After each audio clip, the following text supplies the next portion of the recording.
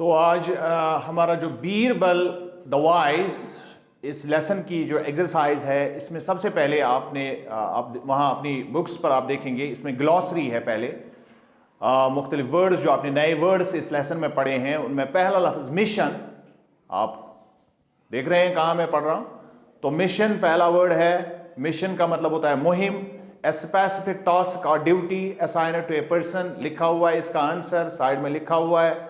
आप वहाँ पर हाथ रखेंगे बिल्कुल आराम से और अपनी किताबों की तरफ ध्यान रखेंगे। मैं एक एक करके इन सब को आपको समझाऊंगा। मिशन कहते हैं किसी मुहिम को। जब आपको कोई मिशन दिया जाता है, कोई काम दिया जाता है, तो इट्स ए स्पेसिफिक टास्क जो आपको असाइन किया जाता है, कोई काम दिया जाता है, कोई ड्यूटी आपको दी जाती है, तो उसको हम मिशन कहते हैं, उसको हम मिशन कहते हैं। और दूसरा है नाइट फॉल, आगाजी शब्द, यानी जब रात शुरू हो जाती है उसको नाइट फॉल कहते हैं। द अप्रोच ऑफ डार्कनेस, यूं ही अंधेरा छा जाना शुरू हो जाता है तो उसको हम नाइट फॉल कहते हैं, या इसको हम रात भी कहते हैं, नाइट भी कहते हैं। उसके बाद डाउट, इसकी प्रोनाउंसिएशन डाउट नहीं पढ़ेंगे आप, इट इज डाउट। और डाउट का मतलब होता है शक, uncertainty about the truth, fact etcetera. जब आपको किसी बारे में, किसी चीज के सच होने में शक हो जाए, या उसके सर्टेन होने में कि ये चीज सही है या ये चीज गलत है, अगर आपको ये शक हो जाए किसी फैक्ट या किसी ट्रूथ के बारे में, उसके सही या गलत होने में आपको शक हो जाएगा, तो उसको डाउट कहते हैं। एडवांटेज का मतलब है फायदा, यानी बेटर और मोर फेवरेबल पोजीशन। जब आप ये चाहें कि आपके लिए क्या बेहतर है, एडवांटेज का मतलब है आप किस चीज से फायदा उठाना चाहते हैं। आपके लिए आप दो चीजें आपको दी जाती हैं, तो आप समझ रहे हैं कि नहीं, ये मेरे लिए ज्यादा बेटर है और मैं इसका इस्तेमाल करूंगा, तो you are taking advantage of that. इसका मतलब है आप उससे फायदा उठाना चाहते हैं, तो उसको हम एडवांटेज कहते हैं। Then comes reign. रीन का मतलब होता है लगाम, जो घोड़े की होती है। इट्स अ लेदर स्ट्रैप, ये यूजुअली चमड़े का बना हुआ होता है, use to control the horse, और घोड़ों को लगाया जाता है। आपने देखा होगा, अभी भी टांगे के इधर उधर चलते हैं तो आपने देखा होगा, जो उसकी, जिसको हम कश्मीरी में रास भी बोलते हैं। उसके बाद स्टेबल, अस्तबल, a place where horse are kept, जहां हम हॉर्सेस को रखते हैं, जहां हम घोड़ों को रखते हैं, उसको स्टेबल कहते हैं। मैंने कल भी आपको ये बात बताई थी, और आगे चलकर आपको इसके बारे में आपको एक और एक्सरसाइज भी आपको यहां मिलेगी। उसके बाद आता है रिकॉग्नाइज, शिनाख्त करना, पहचानना।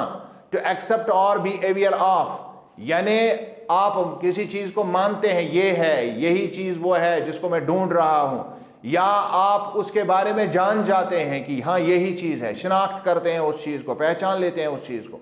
ऑफर का मतलब है पेशकश करना या किसी को पेश करना, टू प्रेजेंट।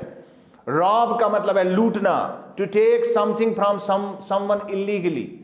आप जब कोई जबरदस्ती किसी से कोई चीज छीन लेते हैं, अगर आपका उस पर हक नहीं, तो इसको हम लूट कहते हैं, रॉबिंग कहते हैं। एज बाय फोर्स और थ्रेट ऑफ वायलेंस, जब आप किसी को डरा के, धमका के, जबरदस्ती कोई चीज किसी से ले जाते हैं, तो इसको क्या कहते हैं? रॉब कहते हैं। क्या कहते हैं? रॉब कहते हैं। और उसके बाद आता है विप। विप का मतलब है चाबुक, जिससे हम मारते हैं, और अक्सर बेशतर टांगे वाले के हाथ में ये होता है। A length of leather used to beat a person or urge an animal।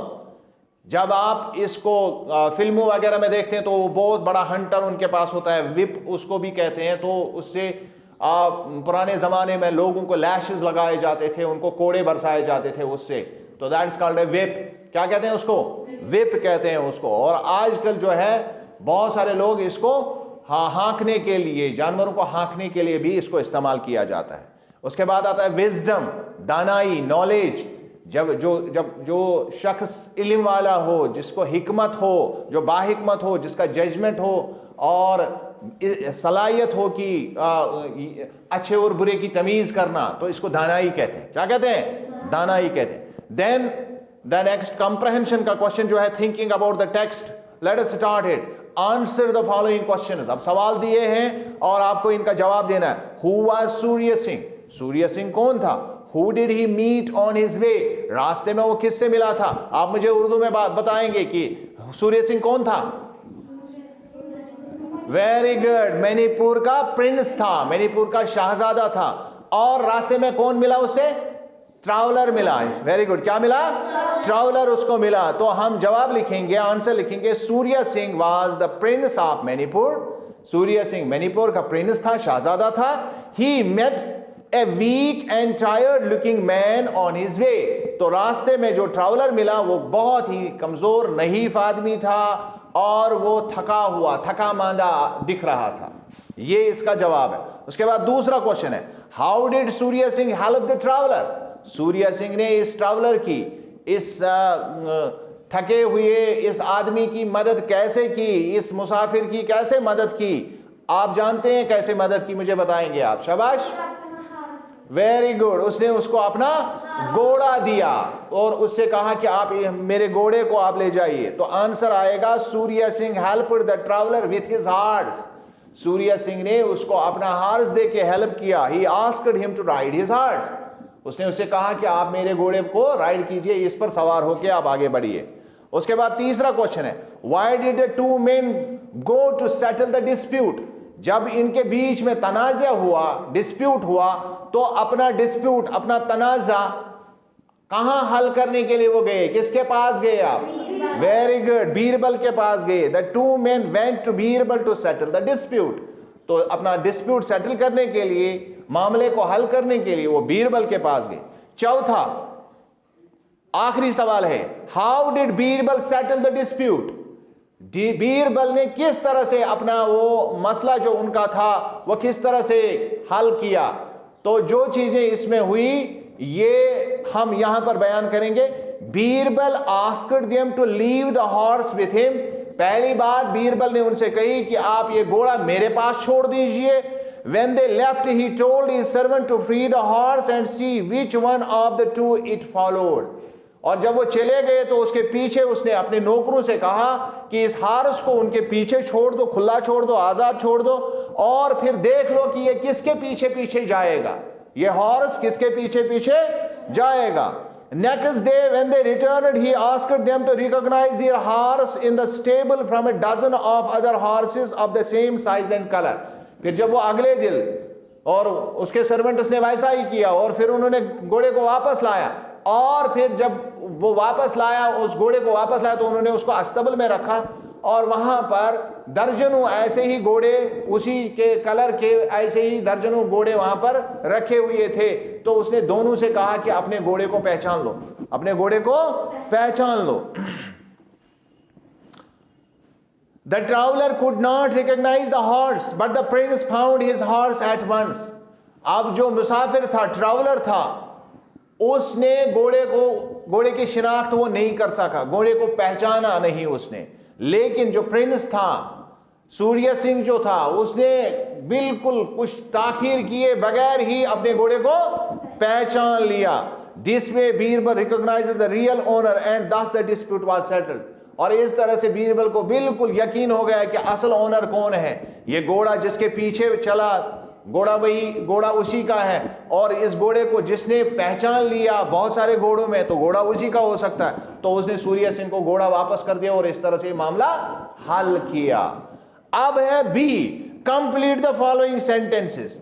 अब दो सेंटेंसेस दिए हुए हैं, इनमें खाली जगह रखी हुई है, तो आपसे पूछा जाता है कि इनको आप क्लियर कीजिए। Surya Singh was kind because he asked the man.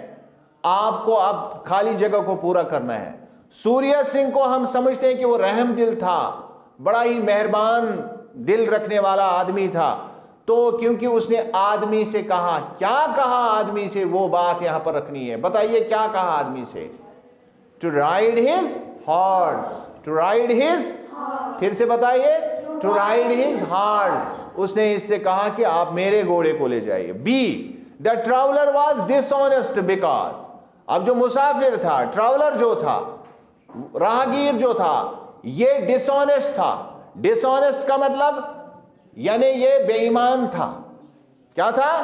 बेईमान था। इसको हम कश्मीरी में फंदबाज बोलते हैं। तो इस क्यों हम कहते हैं कि ये बेईमान था? Because he tried to rob a kind man. He tried to rob a kind man. उसने एक शरीफ आदमी को लूटना चाहा, इसलिए वो डिसऑनेस्ट था, इसलिए वो बेईमान आदमी था। और इसके बाद जो है, जो अभी मैंने पहले आपको बताया था कि एक क्वेश्चन आपको इसी तरह का आ जाएगा, that is the language work. इसमें है हॉर्स लिव इन स्टेबल्स, अभी मैंने आपको बताया हॉर्स जो है वो अस्तबल में रहता है, and cows live in sheds, और गाय कहां रहती है? शेड में रहती है। In column A names of some animals are given, अब कॉलम ए में कुछ जानवरों का नाम दिया हुआ है, match them with the places they live in column B. अब बी कॉलम में आपको देखना है कि ये किसके साथ मिल जाएंगे। तो कॉलम ए में हॉर्स पहले दिया हुआ है, तो हॉर्स के साथ कॉलम बी में स्टेबल आएगा, ये आप जानते हैं, आपने बता दिया स्टेबल आएगा। अब दूसरा है लाइन, ये मैंने कल पढ़ाते पढ़ाते आपको बताया था, किस में लाइन रहता है? डेन में रहता है, तो आप डेन को टिक करेंगे वहां पर। फिर आता है चिकन, चिकन मुर्गियों को हम डरबे में रखते हैं, उसको कूप कहते हैं, लेकिन पढ़ते कू है, कूप लिखते हैं, कू पढ़ते हैं, क्या पढ़ते हैं इसको?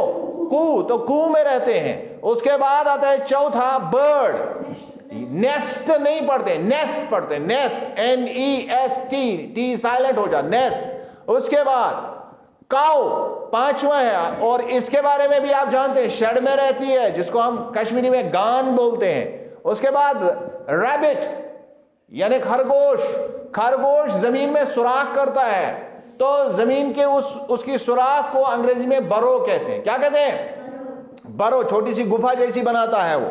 उसके बाद 7 स्पाइडर, मकड़ा, जालुर, ये मिसेस क्रशिर पेटवानन, वो वेब में रहता है, किस में रहता है? वेब में रहता है, ये आप सभी जानते हैं, मकड़े का जाला होता है। और उसके बाद बी, और बी रहती है हाइव में, जो बी हाइव उसका होता है, छत्ता उसको बोलते हैं उर्दू में। उसके बाद आती है फिश, और फिश आप जानते हैं फिश रहती है वाटर में। और उसके बाद आता है आउल, आउल अक्सर बेशतर अपने ट्री में, वो कहीं पर जो खोखला होता है तो उसी में रहता है, तो अक्सर बेशतर ट्री जो है, ट्री में जो आप देखते हैं वो खोखला हो जाता है, तो अवुल जो है वो वहीं पे रहता है। तो कल जो हम इसका जो ग्रामर वर्क है इंशाल्लाह वो कल करेंगे, और दूसरा हिस्सा भी इंशाल्लाह कल हम कंप्लीट करेंगे। इस हिस्से को आप फिर से घर में देखेंगे, और शाम को मैं ये नोट्स आपको दे दूंगा, और वो नोट्स आप अच्छी तरह से कॉपी करेंगे, कोई मिस्टेक किए बगैर। वीडियो को जरूर देखिएगा दोबारा।